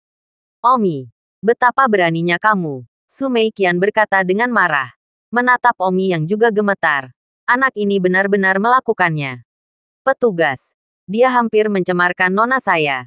Itu benar bahwa saya memotong senjata pembunuhnya. Omi, kamu masih mahasiswa tahun kedua. Sekarang potong omongan kosong dan kembali ke kantor polisi bersamaku. Omi terkekeh dan menganggukkan kepalanya. Liu Chenming menghela nafas tak berdaya. Lin Dongfang segera diselamatkan oleh asisten Su Meiqian dan segera dibawa dengan tandu ke lantai pertama. Pada saat itu, Paman Lin Dongfang, Lin Bursting Heaven dan yang lainnya tiba. Bagaimana kabarmu? Lin Blaze Heaven panik dan bertanya. Su Meiqian berkata, saya juga kebetulan agak terlambat. Apa? Lin Explosion Tian melihat tandu. Lin Dongfang berbaring di sana ditutupi kain putih. Dan di tengah kain putih, tanda darah merah besar. Lin Explosion hanya akan menjadi bodoh di sana. Tapi itu benar-benar dipotong. Su Meiqian berkata, tapi kamu tidak perlu khawatir. Itu hanya dipotong. Dan selama dikirim ke rumah sakit dalam waktu 1 jam, itu benar-benar masih waktu untuk perbaikan. Saya sudah mengirim asisten saya untuk mendapatkan es untuk SKS barang-barang Lin Dongfang yang berkurang. Dan dia dapat dikirim ke rumah sakit untuk segera dioperasi. Su Meiqian perlu menstabilkan emosi keluarga Lin Dongfang. Lagi pula, mereka tidak mudah dipusingkan. Lin Explosion lega mendengar bahwa itu masih ada waktu untuk menebusnya. Pada saat itu, Lin Dongfang yang tidak sadar bangun. Paman, Wuho. Ketika Lin Dongfang melihat pamannya datang, dia menangis kesakitan. Lin Dongfang memegang tangan Lin Dongfang dan berkata, tidak apa-apa, Dongfang. Baru saja Kapten Su mengatakan bahwa itu baru saja dipotong dan dikirim ke rumah dalam waktu 1 jam. Masih ada waktu sakit untuk memperbaikinya. Tidak apa-apa. Lin Dongfang mendengar bahwa dia tidak akan menjadi Kasim. Dan juga segera merasa jauh lebih baik. Melihat Omi yang terjebak dalam borgol di satu sisi.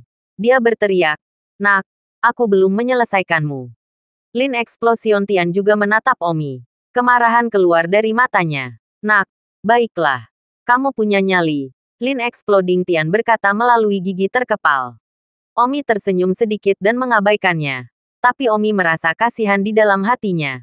Dia tidak menyangka dunia ini akan begitu maju dalam operasi dan masih bisa memaafkan hal yang telah dilakukan Lin Dongfang tanpa bayaran. Pada saat ini, salah satu asisten Su Meiqian datang dengan sekantong es dan berteriak, Tim Su, es ada di sini. Su Meiqian sibuk berkata, cepat, cepat, letakkan Lin. Benda di timur itu ada di atas. Bawa ke rumah sakit untuk segera dioperasikan. Ya, ajudan itu mengangguk dan pergi untuk memuat hal yang telah dipotong Lin Dongfang. Namun, ajudan itu berteriak, Tim Su, apakah Anda mengambil barang itu milik Lin Dongfang? Su Meiqian sangat marah. Kata-kata macam apa ini? Apa yang dia lakukan seorang gadis berbunga kuning yang akan mengambil benda itu dari Lin Dongfang? Kata-kata Yu bisa menembus otak. Aku seorang wanita. Aku akan membawakannya sesuatu. Su Meiqian berteriak keras. Sangat kesal. Membuatnya terdengar seolah-olah dia diam-diam mengambilnya dan kembali pada malam hari untuk mengeluarkannya untuk dirinya sendiri. Bahkan tidak marah. Asisten itu sibuk. Tim Su, jika Anda tidak mengambilnya, maka, bagaimana dengan benda itu dari Lin Dongfang? Bukankah itu di tanah di mana ia baru saja jatuh? Tidak, asisten itu mengatakan bahwa dia hanya ingin pergi dan menyimpannya ke dalam kantong es. Tetapi dia tidak menemukan apapun selain simpanan darah. Jadi itu sebabnya dia bertanya-tanya apakah Tim Su telah mengambilnya. Dan tidak berharap untuk membakar Su Meiqian. Ketika Lin Dongfang dan Lin Explosion Tian mendengar ini, mereka juga panik dan menoleh. Asisten itu menunjuk ke penampungan darah di tanah di sebelahnya dan berkata, lihat sendiri, apakah itu hilang? Semuanya masih ada ketika saya pergi untuk mendapatkan es sekarang. Alis Su Meiqian mengernyit. Bingung. Semuanya masih ada semenit yang lalu. Kemana perginya? Lin Dongfang ketakutan pada putih. Dan masih bisa menebusnya. Tapi sekarang entah bagaimana menghilang. Lin meledak Tian melihat wajah pucat keponakannya. Sibuk menghibur. Dongfang. Jangan bersemangat. Tidak bisa melarikan diri. Masih ada waktu. Asisten itu bertanya kepada Su Meiqian. Tim Su, apa yang harus kita lakukan sekarang? Su Meiqian berteriak dengan marah. Apa yang harus dilakukan? Temukan. Saat itu, asisten melihat seekor anjing kecil di kaki hidran api di depan. Dan anjing itu sedang mengunyah sesuatu. Asisten itu berteriak. Tim Su, kami tunjukkan. Diseret oleh anjing itu. Apa? Kepala Su Meiqian berputar. Lin Explosion Tian dan Lin Dongfang melihat ke tempat asisten itu menunjuk. Dan tentu saja seekor anak anjing sedang mengunyah sesuatu yang berdarah. Tidak, Lin Dongfang mendesis ketika dia melihat bahwa bayinya sedang mati-matian digerogoti oleh seekor anak anjing. Su Meiqian memandang Lin Dongfang yang mendesis dan segera berteriak kepada asistennya. Tunggu apa lagi? Naik dan ambil kembali. Ya, asisten Su Meiqian segera memindahkan anak anjing itu. Namun, seolah-olah anak anjing itu merasakan seseorang mencoba mencuri makanan darinya. Dan tiba-tiba menggigit makanan dan berlari keluar dari gedung mal. Ah, Kapten. Ini buruk. Anjing itu berlari keluar gedung dengan barang-barang lindung di mulutnya. Asisten itu berteriak. Su Meiqian merenung. Jadi dia harus berteriak. Kejar, kita harus mengejarnya. Setelah mengatakan itu, Su Meiqian juga tidak berdaya untuk mengejarnya. Awalnya dia bahkan tidak akan melihatnya. Tetapi sekarang anjing itu telah mengambilnya. Dia tidak bisa tetap berdiri di sana dengan acuh tak acuh. Jadi dia harus mengejarnya. Oh, Lin Dongfang menangis saat dia jatuh dari tandu dan berlari keluar menuju pintu mal. Ingin mendapatkan bayinya kembali. Lin eksplosion kehilangan kata-kata pada saat ini. Dan ketika dia melihat keponakannya berlari keluar untuk mengejar anjing itu meskipun kesakitan, dia harus mengikuti dan membantu mengejarnya kembali. Anak anjing itu menggigit bayi Lin Dongfang dan berlari ke jalan dalam waktu singkat. Jangan lari. Asisten Su Meiqian adalah yang pertama mengejar. Dan Su Meiqian mengikuti di belakang. Di mana anjing itu? Su Meiqian bertanya. Berhentilah menunjuk ke jalan di luar dan berkata, apa yang harus kita lakukan jika kita berlari ke jalan? Ada begitu banyak mobil di jalan. Dengan silau, Su Meiqian menegur. Apalagi yang bisa kita lakukan? Kejar. Pada saat itu, di belakangnya, Lindong berlari sambil menangis. Su Meiqian melihat bahwa Lindong benar-benar bisa kehabisan. Dan terkejut, bertanya-tanya apakah dia melihat hal-hal yang berbeda. Lin Dongfang mengabaikan Su Meiqian dan langsung menuju jalan. Di belakangnya, Lin meledak dan berteriak, Dongfang, hati-hati dengan mobilnya. Su Meiqian memasukkan mata kepada asistennya, memberi isyarat padanya untuk melaksanakan dan membantu mengejarnya. Orang-orang Lin Dongfang telah mengusirnya sendiri. Tidak masuk akal bagi polisi untuk tidak membantu mengejarnya. Lin Dongfang jatuh ke tanah sebelum dia mencapai jalan. Tidak dapat berlari. Asisten Su Meiqian mengejar ke jalur sendirian. Ada begitu banyak mobil di jalan. Saya tidak tahu kemana anjing kecil itu pergi. Lin Berstian membantu keponakannya, yang jatuh ke tanah sambil menangis. Dan hanya bisa menghiburnya. Dongfang, jangan khawatir. Saya yakin asisten Kapten Su akan mengejarnya kembali. Su Meiqian juga sibuk menghibur. Ya. Lin Dongfang, Yu Xiaomou akan segera mengejarnya kembali. Benar saja. Yu Xiaomou dengan cepat mengikuti anak anjing itu. Tetapi anak anjing itu menggigit bayi Lin Dongfang. Dan itu tidak akan melepaskannya. Begitu tak berdaya. Yu Xiaomou tidak punya pilihan selain membawa seluruh anjing itu kembali. Setelah berlari kembali, Yu, Kapten. Anjing ini mematikan untuk tidak melepaskannya. Saya tidak punya pilihan selain membawa anjing itu kembali bersama saya. Tapi itu tidak akan melepaskannya. Bagaimana memperkuatnya? Su Meiqian mengerutkan kening. Anjing ini juga benar-benar. Itu bukan barang-barang Anda. Apa memeluknya, menyusul dan masih mematikan? Su Meiqian hanya bisa berkata, kirim anjing itu ke rumah sakit bersama. Pada saat ini, Lin Bursting-Tian berkata dengan suara rendah. Tidak perlu. Setengah dimakan. Apa gunanya mengirimkannya ke rumah sakit? Oh, Lin Dongfang berteriak sambil melihat bola barang-barang yang baru setengah dimakan. Stopper Su Meiqian juga suasananya. Belum pernah menghadapi situasi seperti itu sebelumnya. Dan bertanya dengan lembut. Tim Su, bagaimana kita menangani ini di belakang sana? Su Meiqian menghela nafas dan berkata, bawa anjing itu ke Lin Bursting-Tian. Setidaknya masih ada setengahnya yang tersisa. Oh, Yu Xiaomou menyerahkan anjing itu ke Lin Bursting-Heaven. Lin Bursting-Heaven sangat tertekan sehingga semakin dia melihatnya, semakin marah dia. Melemparkan anjing itu dengan ringan dan kemudian menamparnya langsung ke kepala anjing itu.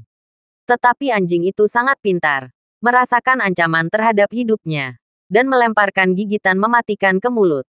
Telapak tangan Lindung menghantam darah kehidupan yang dibuang oleh anjing itu. Dan tiba-tiba, setengah dari apa yang tersisa dari darah kehidupan Lindung dihancurkan dengan ukiran. Dan anjing itu mengambil kesempatan untuk membukanya. Ah, Lin Dongfang bereaksi dan terkejut pada dirinya sendiri. Dia telah menamparkan setengah sisa darah kehidupan keponakannya hingga berkeping-keping. Ini, Dongfang. Paman tidak bersungguh-sungguh. Kamu harus memaafkan Paman ah. Lin Explosion sibuk meminta maaf kepada keponakannya. Kepala Lin Dongfang terperanjat dan dia benar-benar pingsan. Su Meiqian berkata, cepat bawa dia ke rumah sakit. Ketika dia lebih baik, kami akan mengejarnya karena memperkosa wanita. Lin Explosion memandang Su Meiqian dan bertanya, Kapten Su, keponakan saya dalam keadaan seperti itu. Kejahatan apa yang masih ingin Anda kejar? Su Meiqian terengah-engah. Lin Botian, satu ukuran cocok untuk semua. Lin Dongfang telah memperkosa berapa banyak pelanggan wanita cantik yang datang ke mall untuk membeli barang selama bertahun-tahun. Anda mungkin tahu, Anda tidak melaporkannya dengan sadar. Saya belum meminta pertanggungjawaban Anda, dan Anda masih ingin mengizinkan Lin Dongfang. Lin Eksplosif Tian tidak ingin mengatakan apa-apa lagi kepada Su Meiqian dan melihat ke arah Omi. Lin Eksplosif Tian berkata kepada Omi dengan cara yang menyeramkan. Nak, tunggu aku. Omi menghela napas dan menghela napas. Kejahatan masih diperbolehkan. Sayangnya. Kamu, Lin Explosion benar-benar akan meledak.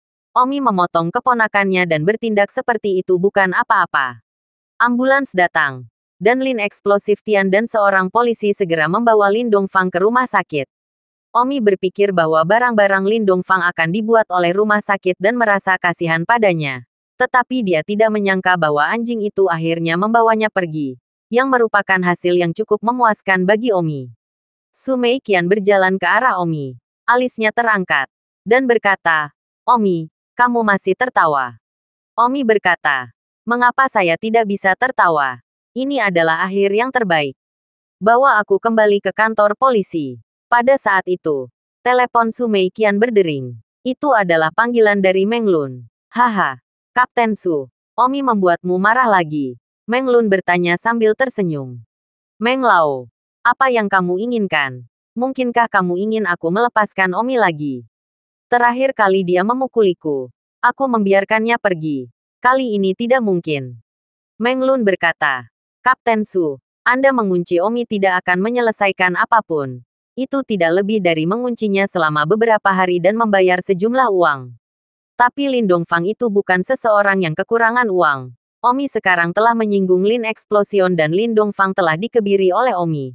Akan lebih baik jika kedua pihak tidak mengejar masalah ini lagi. Meskipun Su Meiqian memiliki kemarahan di dalam hatinya.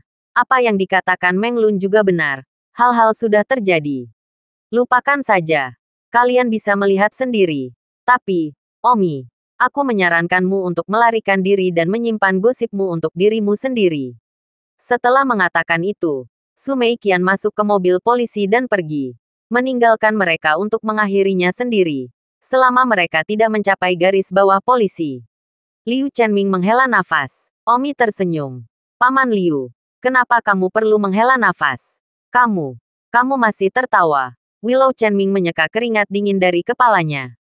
Liona juga keluar. Liu Chenming memandang para penonton dan membiarkan Omi dan Liona masuk ke dalam mobil dan pergi sebelum mengatakan apa-apa. Omi melihat bahwa Liona membawa tas di tangannya. Seolah-olah itu adalah pakaian. Dan bertanya-tanya, kamu masih membeli pakaian dari toko Lin Dongfang? Saya membayar 2 set ini. Mengapa saya tidak menginginkannya? Liona mengatakan bahwa dia membeli 2 set pakaian ini dari toko merek pertama yang dia masuki. Salah satunya adalah milik Omi dan yang miliknya lainnya. Kemudian dia pergi ke toko di seberang jalan untuk membeli lebih banyak set untuk Omi. Dan sesuatu terjadi. Baru saja berbelok beberapa persimpangan. Sambil menunggu lampu lalu lintas, Omi melihat Simran. Dia berada di depan jalan kaki, yang memiliki banyak kios di kedua sisi, serta banyak yang menjual pakaian. Simran dan Liang Ying berada di depan kios yang menjual pakaian. Hei, ini Simran. Omi ingat bahwa Simran telah menelepon untuk bertanya pergi berbelanja di sini. Omi kemudian berkata kepada Liu Chenming, Paman Liu, berhenti di depan. Ini masih pagi. Aku punya teman di depan. Bagus. Willow Chenming melintasi lampu lalu lintas dan berhenti di sisi jalan. Liona turun dari mobil bersamanya. Dan Liona baru saja melihat Simran juga. Ayah, kamu bisa pulang dulu. Omi dan aku akan berjalan-jalan lagi. Tidak apa-apa. Jangan kembali terlambat. Liu Chenming harus kembali dulu dengan pengawal sementaranya. Keng. Omi menuju ke jalan pejalan kaki di depan. Liona menyusulnya. Apakah kamu akan mencari Simran? Dia mendapat undangan untuk pergi berbelanja di sore ini. Dan aku tidak mengatakan ya karena aku bersamamu. Tapi sekarang aku telah melihatnya di jalan ini. Aku mungkin juga melihat. Oh, di depan seorang pedagang kaki lima. Simran bertanya kepada Liang Ying. Apakah Omi akan menyukai gaya ini? Tentu saja itu akan terjadi. Menurutku itu bagus. Itu saja. Bagus. Simran juga berpikir itu bagus. Dan setelah dia mengambil sakit ini, dia segera bertanya kepada bos. Berapa harganya? 110. Kata bos. Bisa lebih murah. Minimal 100. Gaun ini menebal. Sangat hangat di musim dingin. Benar-benar tidak mahal untuk sebagian besar seperti itu. Baiklah. Ini dia. Simran memberi bos 100 dan membeli gaun itu. Saat itu, tidak jauh dari situ terdengar suara Omi. Simran. Kebetulan sekali. Ketika Simran berbalik, dia melihat Omi dan Liona mendekat. Simran membeli pakaian untuk Omi dan tanpa sadar tersipu. Terutama karena Liona juga ada di sini. Tidak akan sedikit meringkuk jika dia dikenal. Liang Ying melihat Omi dan Liona dan berkata tanpa berkata-kata. Ini bukan itu. Sangat kebetulan bertemu dengan mereka di jalan. Jadi mereka juga nongkrong di jalan ini ya. Lengan Liang Ying mendorong Simran dan berbisik. Karena kebetulan orang-orang ada di sini. Mengapa kamu tidak membiarkan mencoba pakaian yang kamu beli untuknya? Kalau dia tidak bisa memakainya, dia masih bisa menggantinya. Simran tersipu dan berkata, lihatlah sebelum kamu mengatakan apa-apa. Omi sudah datang dan tersenyum. Maaf, Simran. Kamu mengundangku keluar sore ini. Aku kebetulan tidak tersedia. Aku tidak pernah berpikir itu akan menjadi kebetulan untuk melihatmu di jalan ini. Simran tersenyum. Ya. Kalian bahkan ada di sini. Liang Ying mendorong Simran beberapa kali dengan lengannya dari belakang. Mendesak Simran untuk menarik dan mengeluarkan pakaian baru yang dia beli untuk Omi. Namun, Simran sangat malu. Liona tersenyum. Halo, Simran. Halo, Liona. Simran menanggapi dengan sopan. Meskipun mereka berdua adalah bunga sekolah. Mereka biasanya memiliki sedikit atau tidak ada kontak. Dan jika bukan karena Omi, mereka mungkin tidak akan memiliki kesempatan untuk berbicara tatap muka. Omi melihat tas yang dibawa di tangan Simran dan dengan santai bertanya, Simran, apa yang kamu beli? Simran sedikit tersipu. Dan di belakangnya Liang Ying menyodoknya lagi. Simran dengan malu-malu berkata, satu gaun. Simran masih tidak berani mengutarakan. Ketika Liona mendengar Omi memanggil Suaner, dia merasakan gelombang tiba-tiba di dalam. Disebut sangat sayang. Suaner, sedikit tersesat di dalam. Simran terlalu malu untuk mengatakan bahwa dia membeli pakaian untuk Omi. Jadi dia terus menghindari desakan Liang Ying dari belakang. Liang Ying sepertinya tidak bisa menahan diri dan segera berkata, Omi, Suaner memberi. Simran melihat Liang Ying berkata, sangat takut. Sibuk menyela Liang Ying. Bertanya kepada Liona, Xiang Yun, apa yang kamu beli ah? Liona juga terlalu malu untuk menyatakan. Tetapi melihat bahwa Omi dan Simran cukup dekat, saya tidak tahu di mana dia memberanikan diri untuk mengatakan. Saya membeli 2 set pakaian di Oriental Mall. 1 untuk diri saya sendiri dan 1 untuk Omi. Ah, Simran tertegun di sana. Dia membeli pakaian untuk Omi dan Liona juga membeli pakaian untuk Omi. Ini terlalu kebetulan. Omi juga tertegun dan menatap Liona. Nona, kamu membelikan pakaian untukku. Liona segera mengeluarkannya dan berkata, melihat bahwa Anda hanya memiliki 2 perubahan setiap hari. Saya ingin membawa Anda kembali beberapa set juga. Tetapi saya tidak berharap untuk membeli 1 set hanya setelah hal-hal itu terjadi di sana. Apakah Anda ingin mencobanya? Omi sedikit menyentuh dan berkata, Nona, terima kasih. Di depan Simran dan Liang Ying, Liona membuka tas itu. Mengeluarkan 1 set rak kulit dan berkata, ini kulit. Saya tidak tahu apakah kamu menyukainya. 1 detik untuk mengingat membaca buku. Omi memakainya dan tersenyum. Lumayan. Aku sangat menyukainya. Berapa? 28.000, kata Liona. Omi tidak terkejut. Tapi baik Simran dan Liang Ying menjadi pucat. 28.000 untuk perapian. Ya Tuhan. Baru saja, Liang Ying mendesak Simran untuk menarik dan mengeluarkan pakaiannya. Tetapi saat ini, dia juga tidak terburu-buru. Pakaian yang dibeli orang Liona untuk Omi. 28.000. Tetapi Simran. Tetapi 100 potong barang jalanan. Meskipun Simran dipilih dengan cermat untuk waktu yang lama, kualitasnya seharusnya tetap baik-baik saja. Tetapi, barang-barang jalanan masih barang jalanan. Untungnya, Liang Ying baru saja tidak bisa berbicara. Atau sekarang mengeluarkan kios tanah yang dia beli. Di depan kulit Liona. Tidak punya tempat untuk pergi. Saat ini, Simran hanya kecewa tanpa henti saat dia melihat Omi mencoba pakaian yang dibeli Liona untuknya. Omi mengenakan pakaian yang dibeli Nona untuknya dan tersenyum heheli. Bagus sekali. Aku menyukainya. Terima kasih Nona. Aku tidak akan melepasnya. Liona dengan marah berkata, kamu tidak bisa memakai pakaian baru secara langsung. Aku akan membiarkan Wuma mencucinya setelah aku pulang. Oke, Omi melepas pakaiannya dan Liona memakainya dengan hati-hati untuknya. Simran dan Liang Ying menatap kosong ke samping. Omi menoleh untuk melihat Liang Ying dan bertanya, Liang Ying, apa yang ingin kamu katakan padaku berkencan? Ah, aku, tidak ada apa-apa. Liang Ying tergagap. Simran berkata, jika tidak ada yang lain, maka kita akan kembali dulu. Bagus. Omi menganggukkan kepalanya. Setelah itu, Omi dan Liona, Simran dan Liang Ying, pergi ke arah yang berbeda. Dan Simran merasa sangat tersesat dengan pakaiannya di tangannya. Pada saat ini, di rumah Lin Jiang Liao Gayuan, seorang pria muda dengan tas kanvas hitam di tangan datang. Liao Suiniu segera menyapanya. Halo, kamu Li Haolin, kan? Kata kerbau Liao. Halo, Tuan Liao. Saya Li Haolin. Cepat duduk. Liao Suiniu mengundang Li Haolin ke ruang tamu. Li Haolin ini adalah pengawal kampus yang dia sewa untuk Liao Gayuan. Awalnya, Liao Suiniu tidak akan menyewa pengawal kampus untuk anak-anaknya. Karena Liao Gayuan sendiri adalah pendekar pedang tersegel dari SMA Baiyun.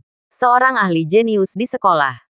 Sayangnya, Omi itu jauh lebih kuat. Jadi dia tidak punya pilihan selain hanya menyewa pengawal yang kuat untuk gajuan. Dan melihat apakah bajingan itu masih berani berbohong dan melecehkan Omi menjadi anjing nanti. Li Haolin, kamu minum teh, kata Liao Suiniu. Terima kasih, Tuan Li. Liao Suiniu bertanya. Haolin, aku tidak menyangka kamu akan begitu besar dalam sekejap. Bagaimana ayahmu? Semuanya baik-baik saja dengan ayah saya. Dan izinkan saya juga menyapa Tuan Li. Oh, pada saat itu, ayahmu dan aku, yang juga mengenakan celana. Sayang sekali kekayaan ayahmu meremehkan. Kalau tidak ayahmu setidaknya akan menjadi ahli tingkat 30 sesuatu hari ini, Liao Suiniu berkata dengan emosi. Terima kasih Paman Liao karena telah mengingat ayahku. Liao Suiniu tersenyum. Namun, ayahmu juga didorong untuk memiliki putra yang begitu kuat. Terima kasih Paman Liao. Kali ini ketika saya datang ke kota Linjiang, ayah saya kuantitas saya untuk bekerja dengan baik dengan Paman Liao. Saya harap Paman Liao akan menjaga saya. Liao Suiniu berkata, sejujurnya, saya memiliki seorang putra, bernama Liao Jiayuan, yang sekarang berada di tahun seniornya di SMA Baiyun. Awalnya dia juga seorang ahli jenius. Tetapi sayangnya, dia selalu diintimidasi oleh siswa jahat lainnya, dan akan terlalu mencekik bagi saya untuk mencapainya sendiri. Jadi, saya ingin meminta Anda untuk menjadi pengawal pribadi putra saya. Li Haolin tersenyum. Paman Liao, jangan khawatir. Saya akan melindungi Tuan Muda Liao. Pada saat ini, Liao Jiayuan kembali dari luar. Ayah, siapa itu? Liao Jiayuan memandang Li Haolin dan bertanya. Jiayuan, cepat temui Li Haolin. Dia kejutan untukmu dariku. Ah, ayah. Apakah dia pengawal kampus yang kamu sewa untukku?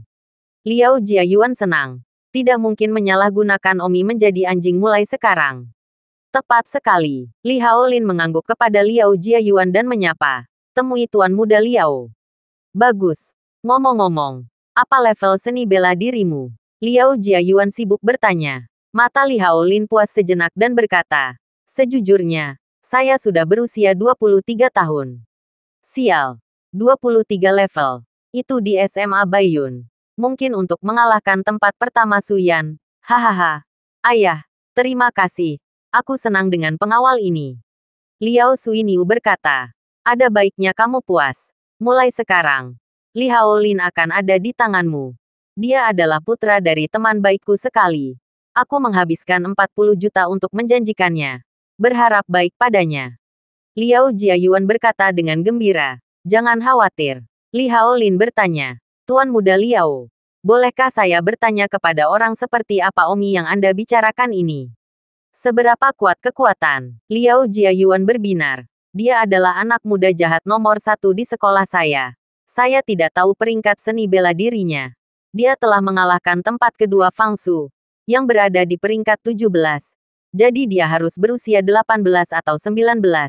Atau mungkin 20. Li Haolin menyeringai. Penjahat yang rendah hati. Bahkan berani mengucapkan Tuan Muda Liao saya. Bagaimana Tuan Muda Liao ingin saya mengambil tindakan untuk menahannya? Liao Jiayuan tampak sangat bersemangat pada Li Haolin. Seolah-olah dia sudah melihat Omi ditekan ke toilet oleh Li Haolin dan minum urin. Liao Jiayuan berkata, kita akan berbicara tentang bagaimana mempertahankan masa depan. Tetapi ada masalah penting saat ini. Tuan Muda Liao, tolong bicara. Li Haolin tampak seperti dia sangat terlindung. Lagi pula, orang-orang telah membayar harga tinggi untuk membawanya ke sini dengan gaji tahunan 40 juta. Terima kasih sudah mendengarkan novel cerita Raja dari Segala Raja. Sampai jumpa di novel selanjutnya.